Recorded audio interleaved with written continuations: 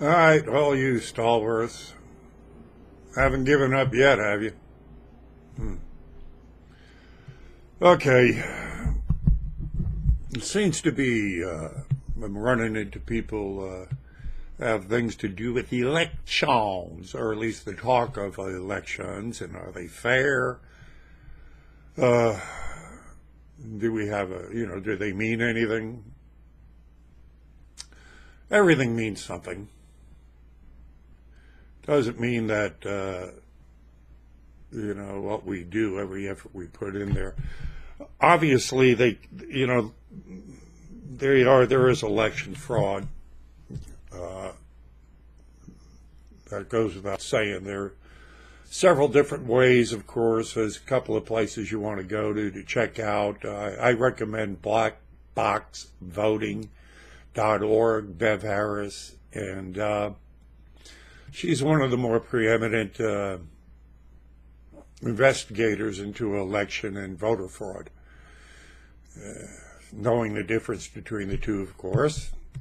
Election fraud is massive, and voter fraud is what they usually wind up prosecuting individuals with.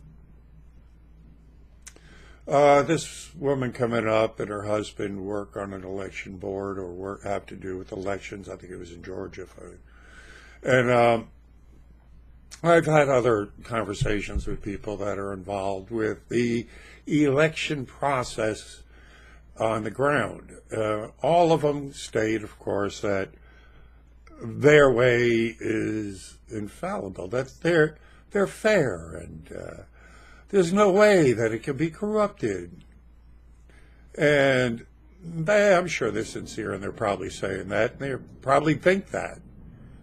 But again, there's a myriad of ways to go ahead and skew the votes. That's why eternal vigilance. That's why they keep it busted up and don't have any real uniform method or codes. It's a simple process, really. This is not rocket science. The votes should be counted publicly, and there should be a paper trail receipt and they should allow exit polls. So heavy exit polling and paper trails would eliminate a great deal of the election and voter fraud.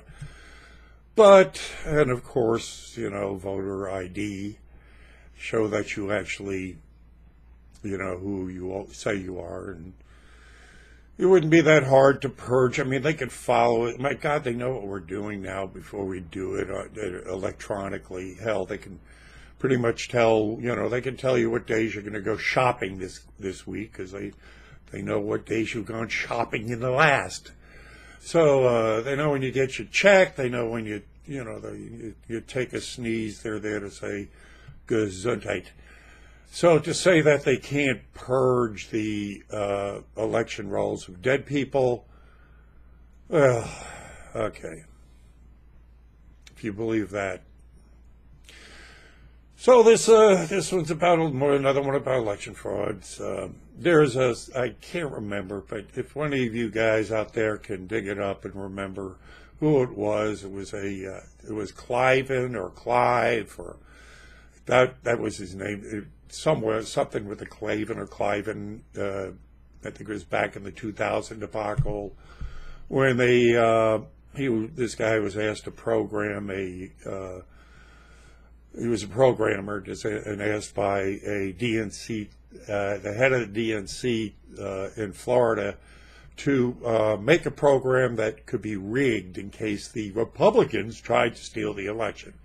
And of course, what they did is they took his program and used it to steal the election. If any of you guys want to look that up and remind me of it, I'd be gracious. That'd be nice. The weather's doesn't look like it's going to be cooperating with me in the next couple of weeks. I'll be taking a weekend off and going up to Branson to listen to the conference there with Stephen Quayle and David Knight and a couple other heavyweights. So I'm going to be in a real big shortfall with the green.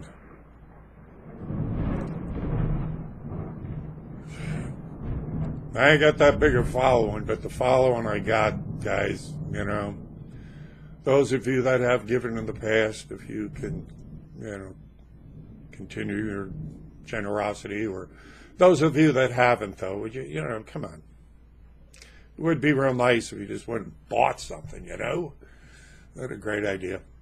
Put something in the till, because it's the you heard the you know, you probably heard the thunder in the past in the background.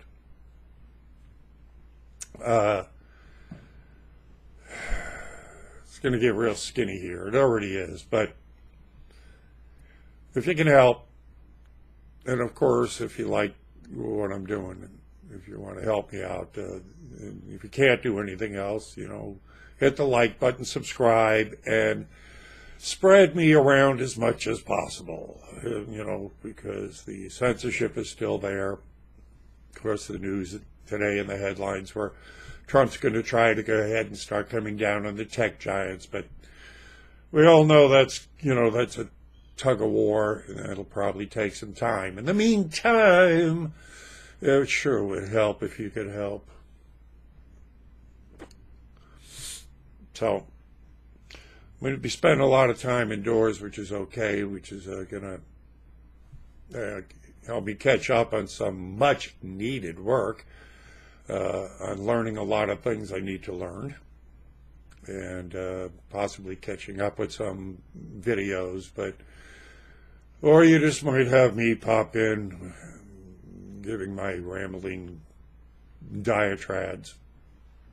It'll make you suffer rather than the people out there in the street. So that's it, guys. That's all I got to say for now. So let's get into this video. And you know, see you on the streets. Board of Elections for whom and what? For our county. For your county. I just spoke to a couple of guys from Brazil yesterday. They're going to have an election. We talked about elections, of course. And they were shocked because they just had a proposal to use before their government to get rid of e-voting and go to paper ballots. It was voted down, and they were absolutely shocked to find out that we use Smartmatic e-voting machines in our elections here, because they originated out of Venezuela and were caught rigging elections down there. Now, these e-voting machines, these Smartmatics, are owned by George Soros. So a great deal of the votes we place are on machines that are privately owned by a man that has collaborated before in rigging elections. How do you handle that? Our machines, the machines that we use direct recording devices. They are tabulated. Whatever you would like to leave, sir. And they are not connected to the internet. There is no way that they can. They don't have to be connected to the internet. But there's no way. No, but there are, because there are tests that show, and I have talked to engineers. But you could give anybody, if you give anybody unfiltered access to a machine, they're going to be able to get into it. Well, it's not even unfiltered access. There's a gentleman, I'm trying to remember his name. This is back in 2004, if I'm not mistaken. Might be a little bit another time. Hopefully I remember his name. He ran for office because he was a programmer. Right. And a member of in Florida, member of the Democratic bigwigs there, one of their guys came up to him and says, we want you, because we think the Republicans are going to rig the election, to find out if you could manipulate these machines, program them. We program our own. Yeah, there's a Republican and a Democrat. Again, could you show us how they could be rigged? So we wrote this program so you could walk in and punch a few buttons in a series of, that would throw it to whoever you want, 4951. he gave it to him, and he gave it to the guy because they said they just wanted to see if it happened how they would do it. He got no word back on. Then he saw his program being implemented by the DNC against the Republicans. He spoke out against this. And, of course, they came at him with all the force that a corrupt state would. He turned around and ran on that. He got defeated. But the point is, and I've talked to enough engineers out here to know this, to be every one of them to the person, tells me if anything done electronically can be hacked or manipulated. Anything. Okay. So if you got the will, you got the knowledge, it can be done. It can be programmed. It can be done. Right. Yeah. But the fact that Smartmatic is indeed being used in a majority of our elections, and it is owned by, it's like, this is not rocket science. I mean, casting a vote should be very simple. Exactly. And the fact that we still haven't got a comprehensive, solid, ironclad, and really the only way to really do this, to make sure, would be paper ballots, publicly counted votes. I mean, that's the way to probably... See, that's not the way it's done either, See, because they're run through a machine too, so everything is mechanical So no matter actually, what. paper ballots are less, in my opinion. They Not can if be they're not run through. If you put them in a But box, they're taken out of the box and counted. They can be Yeah, one by but you one. still got to have honest people count. So, Well, that's why you do it publicly. Yeah. I mean, that's why it's publicly counted. They're not done in a back room with someone watching. right. I mean, there was that one guy was after the big debacle of 2000. And, everybody was going the hanging chads and everything else. Where, we need election reform, voter election reform. Did we ever get any? No, because of the old adage is if the voting could change things, they'd make it illegal. I think the last thing in the world that the powers that be want is fair and honest elections. That's right. So there's always going to be some nefarious entities trying to go ahead and get in there to manipulate. Right now, and this is just in the news, big time, big lit, of Dr. Epstein, who is probably the world's most knowledgeable person on election fraud. You've got black box voting with Bev Harris, if you're not familiar with her. After the 2000 election, she was an investigator. She put all her talents into becoming probably the premier expert on election and voter fraud. Black box voting.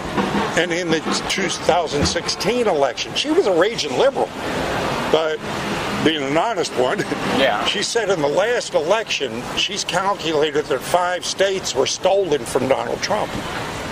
So this election fraud still exists. Right. It still goes on.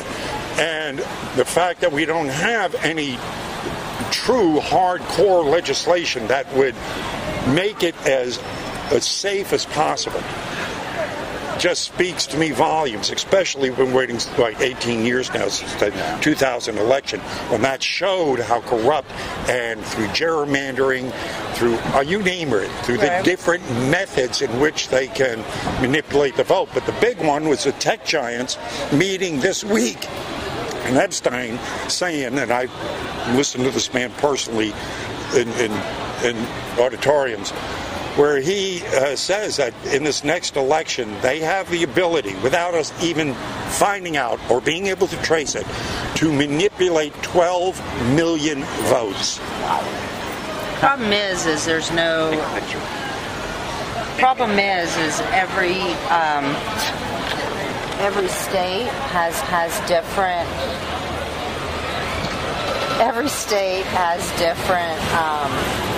To my point. Regulation. To my point. Being able to go ahead and fragment it like that makes it open to, But then nobody wants the the government. And again, the centralization is doubly can be corrupt, because then you only have to corrupt one instance instead of many. But there, again, the more openness, that's why I say publicly counted votes. But there's got to be some standard level that we can be. Again, it's not rocket science. There were guys after, there was this one guy, I can't remember his name, who was a black man who came up with a system, who was a machine that was capable of giving everybody a receipt for the vote. So if there was any discrepancy, you could go back in there and go, well, here it is. Let's take the place of exit polls. He came up with this machine. It's very simple. I mean, you go buy a piece of bubble gum, you get a receipt for it.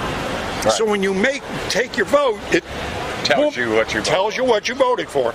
So if there's any discrepancy, you can go back there and go, here it is. Here's my receipt. This guy was murdered. But it also ties you to the vote, and nobody wants their vote tied to them. Let me tell you this, though. That's not true. No, it is true. What? Because there's a privacy to your vote. When we get his vote, we don't know how he personally voted, because everybody wants the privacy of their vote. But then that paper receipt doesn't have to give your identity. It can say that it can give it can state that it's a confirmation that the vote was cast this way. We are putting in new machines in Ohio that are ballot marking devices. So basically, when you put in, and it's electronic. This is what we're putting in our county before 2020. Mm-hmm. And when you put in, it's a ballot marking, so you do it on a screen. It's a touch screen.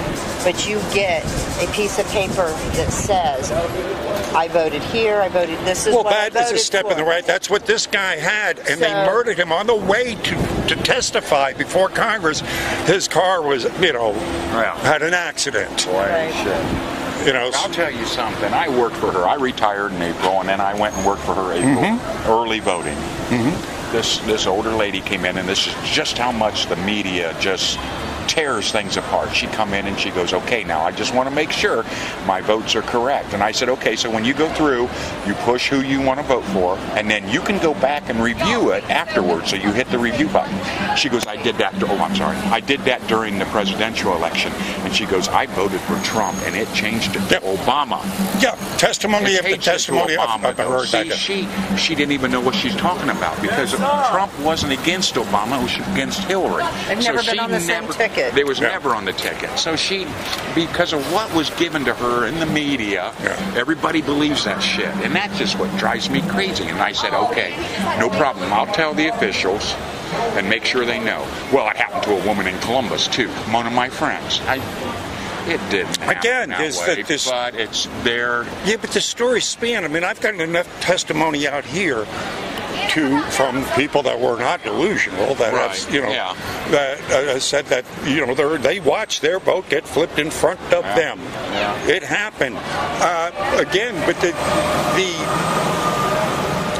the fact that we do not have, and then there's there is an election comes up, and just recently there was another thing about how many dead people.